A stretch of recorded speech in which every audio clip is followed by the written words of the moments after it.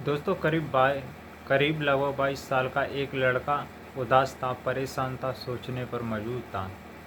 तभी वह अपने दोस्त के पास जाता है। इतनी उदासी कभी उसने नहीं देखी थी और कहता है, तुम बड़े परेशान लग रहे हो, कुछ ऐसा लग रहा है कि कुछ सोच रहे हो। वह कहता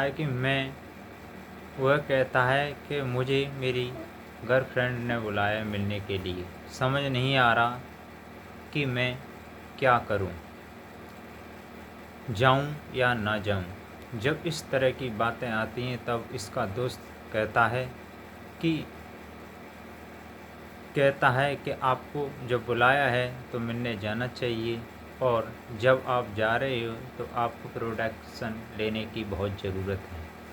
प्रोटेक्शन यानी अगर अपनी जो गर्लफ्रेंड है, प्रेम का है, अगर आपने उसके साथ अगर संबंध बनाए, कहीं ऐसा ना हो कि वो प्रेग्नेंट हो जाए। दोस्तों, ये कहानी बहुत ही इंटरेस्टिंग होने वाली है। इस कहानी को पूरा देखें, आपको बहुत कुछ सीखने को मिलेगा। नमस्कार, आदाब, सत श्री अकाल। मैं विजय सोनी और आज की इस एपिसोड में कहानी में आपका बहुत बहुत स्वागत है। अभी तक आपने हमारे चैनल को सब्सक्राइब नहीं किया है तो आप प्लीज़ सब्सक्राइब कर लीजिए, वीडियो को लाइक कर दीजिए और ज़्यादा से ज़्यादा शेयर कीजिए।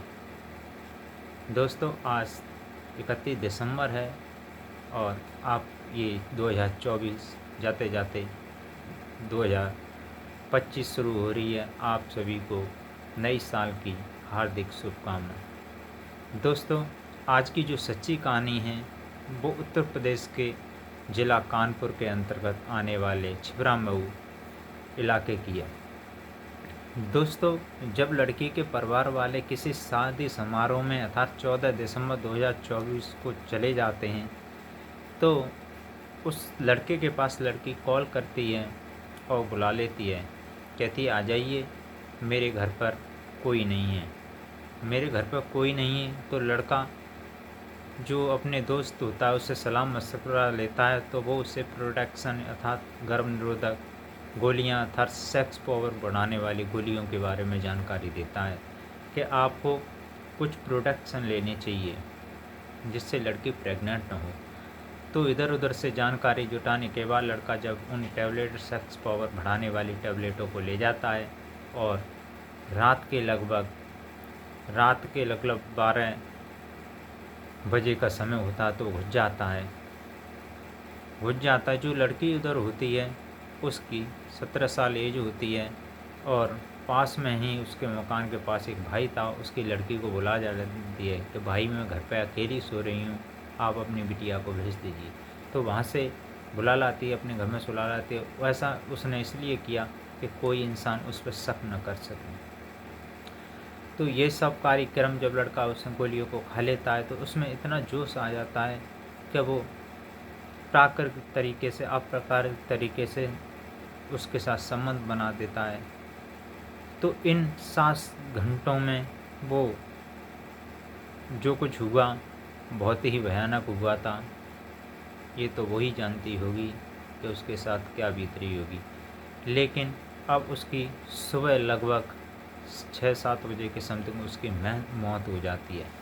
मौत की खबर जैसे ही उसके इलाके में फैलती है, लोग दंग रह जाते हैं।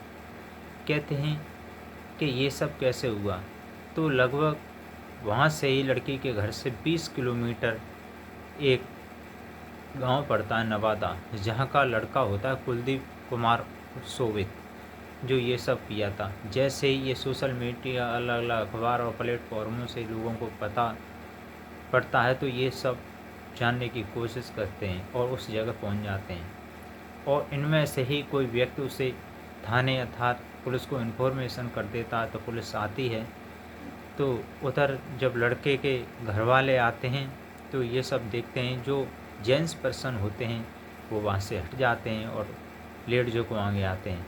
तो जैसे देखते हैं कि उसके हाथ पैर हिला के देखते हैं तो उसके एक अजीब ही ऐंठन मची हुई थी। बताते हैं कि 8 घंटे के बाद अगर बॉडी जैसी अवस्था में होती है वो वैसे ही पहुंच जाती है। तो जब पुलिस उसे पोस्टमार्टम के लिए ले जाती है तो ले जाने के बाद उसका पोस्टमार्टम किया जाता है और पुलिस इधर जांच पड़ताल या फोरेंसिक टीम होती है उसमें देखभाल पड़ती है। तो उन्हें एक लिफाफा था गोलियों का रैफर मिलता है, तो उसमें जब उनकी जानकारी जुटाते हैं, वो डॉक्टरों से परामर्श लेते हैं, तो वो गोलियां कोई और नहीं थी, वो सेक्स पावर बढ़ाने वाली टैबलेट थी। तो पुलिस वाले कहते हैं कि हो ना हो इस लड़की के साथ बहुत ही गलत हुआ है। तो लड़की का जो कॉल डाटा CDR निकलवाते हैं, तो एक पास ही के गांव कुलदीप का निकलता है। तो कुलदीप को पुलिस उठा लाती है, अरेस्ट कर लेती है। तो कुलदीप इधर उधर को घुमाने लगता है, जो कि आम अपराधी करते हैं, लेकिन वो सत्य बात नहीं आती। तो पुलिस अपने तरीके से समझाती है, तब वो बताता है कि सर इसमें मेरी कोई गलती नहीं है, ये सब जो हुआ है वो हमारी रजाबंदी से हुआ है।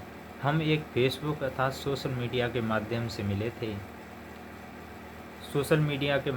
मिले थे, हमारा एक दूसरे से बातें भी होती। उस दिन इसके माँ बाप और घर वाले घर नहीं थे, सो इसने मुझे बुलाया था कॉल करके, आप आ जाइए।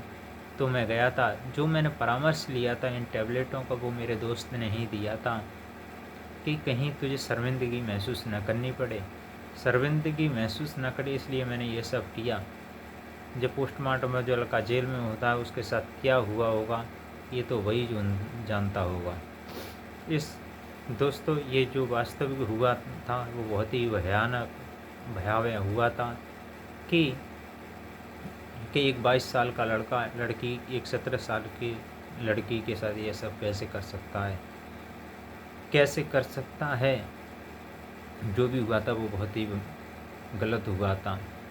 अगर इंसान को ये सब करने से पहले 100 बार सोचने की ज़रूरत है कि अगर ये सब होता है तो इसमें वो कहीं न कहीं वो खुद जिम्मेदार है और लड़कियों के माता पिता, क्योंकि लड़कियों को कभी भी ऐसे अकेले घर पर नहीं छोड़ना चाहिए जिससे कि ये दुर्घटनाएँ घट सकती हैं। अगर ये अपनी लड़की को अपने साथ ले जाते तो शायद इसकी जान बच जाती, ये सब ना होता। दोस्तों आप जागरूक रहिए, सजग रहिए, हो सकता है कि अगला नंबर आपका भी न हो। इस कहानी का उद्देश्य किसी की धार्मिक भावना या किसी की भावना को ठेस पहुंचाना नहीं है, बल्कि समाज में व्याप्त बुराइयों को इसे सुनाकर दूर करना है, ये लोग जिससे कि सजग रहें और अपने आप को बचा सकें। इसी के साथ विदा लेता हूँ। नमस्कार। फिर मिलते हैं अगले एपिसोड में।